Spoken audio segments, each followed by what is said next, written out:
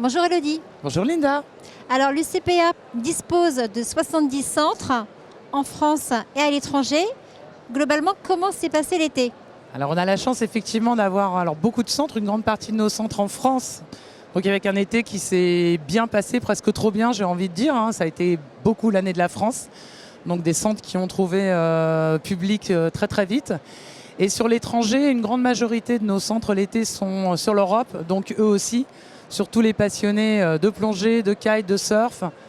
Ils ont aussi très vite trouvé preneur et le public était heureux, je pense, de pouvoir revenir, y compris à l'étranger. D'accord. Donc, quelle est l'évolution par rapport à 2019, qui est l'année de référence pour toute l'industrie?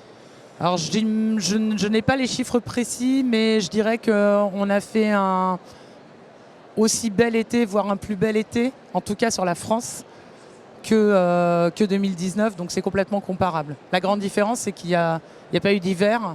Et dans le spectre UCPA, ne pas avoir d'hiver, c'est un grand trou. Bien sûr, bien sûr. Et justement, comment se présente l'hiver prochain?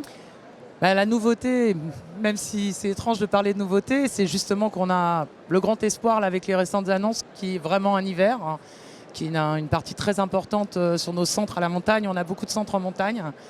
Donc l'hiver, même si les réservations sont encore assez timides, on n'en est qu'au début, risque de trouver très très vite preneur. Les skieurs notamment sont assez pressés de retrouver les pentes neigeuses.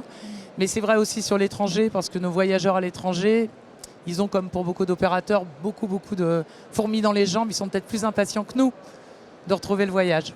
Mais il y a encore un peu d'attentisme pour l'instant sur la montagne. On Il y a attend les encore de annonces l'attentisme officielles. sur tout, en fait, que ce soit sur la France comme sur l'étranger. Il y a de l'attentisme sur tout. Je pense que cette crise aura de toute façon profondément impacté les cycles de réservation, où là, on n'a plus beaucoup de repères. Bien sûr. Alors, l'UCPA a racheté la Balaguère. C'est exact. L'association envisage-t-elle d'autres rachats? Alors, pas dans l'immédiat, en tout cas, pas dans le spectre, on va dire, d'une court terme.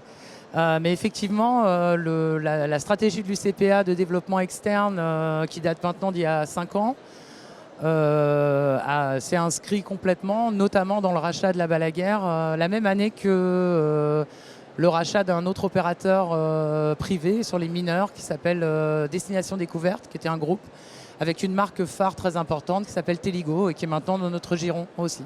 Très bien, qui est bien connu effectivement. Alors, Decathlon Travel s'est lancé il y a quelques jours sur le marché français. Le voyez-vous comme un concurrent? Pas tout à fait. En fait, Decathlon n'est pas un opérateur de voyage. Aujourd'hui, effectivement, ils ont lancé Decathlon Travel, qui est dans le fond une marketplace Oui. sur le voyage sportif.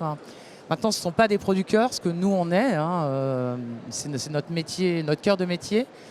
En même temps, on a avec Decathlon, on va dire, des destins assez communs. On pourrait même avoir une baseline commune, d'avoir voulu rendre, je pense avec succès pour la marque et l'autre, d'avoir rendu le sport accessible à tous, eux par le matériel, nous par les vacances sportives qu'on offre, qu'on ouvre à tous nos clients. Ouais. Très bien. On va revenir sur l'hiver.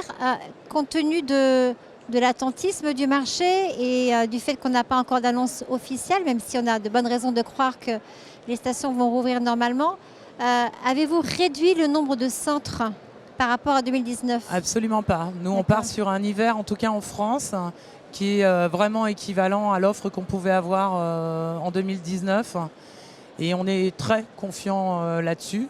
Mais même au-delà de la France, sur l'étranger, je pense qu'on peut s'autoriser maintenant à être un peu optimiste et à se dire, ça y est, il y a des vrais signes de reprise. On entend ça ou là, tel pays rouvre, tel pays rouvre. Alors on sait que le socle sera toujours l'Europe, qui est vécue comme les destinations safe, mais on s'autorise à croire aussi à d'autres destinations long courrier. Je pense notamment à toutes les zones, la zone des Amériques. Très bien. Merci Elodie. Je vous en prie, Linda. Et bonne saison.